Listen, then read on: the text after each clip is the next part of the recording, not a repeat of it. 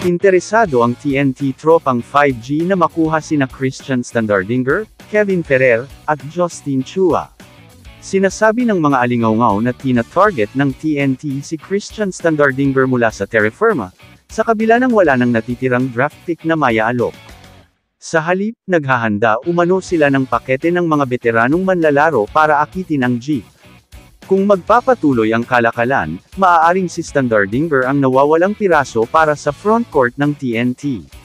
Nabigo ang kanilang Grand Slam bid noong Hulyo, sinimulan ng TNT tropang 5G ang panibagong paghahanap para sa Triple Crown sa pagbubukas ng Season 50 ng PBA sa darating na Oktubre.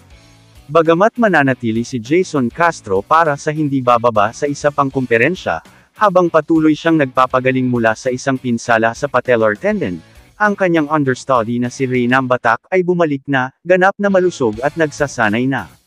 Hindi magiging madali ang buhay para sa TNT nang wala si Castro, isang hamon na pinalala pa ng malaking butas sa gitna, na dulot ng kawalan ni Poy Aram dahil na ACL. Ang TNT ay lubos na interesado, at nahuhumaling kay Christian Standardinger, ngunit sa kabila ng ilang buwang paghahanap sa kanya, sa pamamagitan ng sigasig ng isang kapitan na si Ahab na sumusubaybay kay Moby Dick, hindi mahanap ng tropang 5G ang Phil German. At kahit na mahanap nila siya, ang pag-agaw ng mga karapatan ni si Stan mula sa Terra Firma, kung saan siya nagretiro matapos i-trade mula sa Hinebra, ay magiging komplikado at posibleng magastos. Ang ideya na dalhin ni si Stan ang kanyang malupit na puwersa sa higanteng telekomunikasyon, ay nakakatuwa dahil sa kanyang matipunong kredensyal, na kinabibilangan ng 4 na kampyonato sa PBA. 2 Best Player of the Conference Award at isang Finals MVP plum. Mayroong 2 salitang termino na pinakamahusay na naglalarawan kay si Stan: atraksyon at bituin. Ngunit kung hindi makuha si Standardinger, may plan B ang TNT, para naman kay Justin Chua.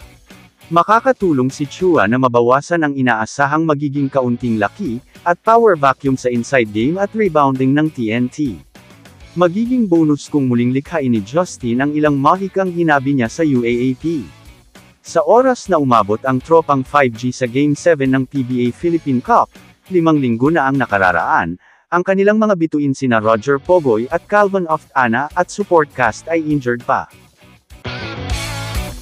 Kamusta mga idol? Sports Zone PH para sa sports news and update.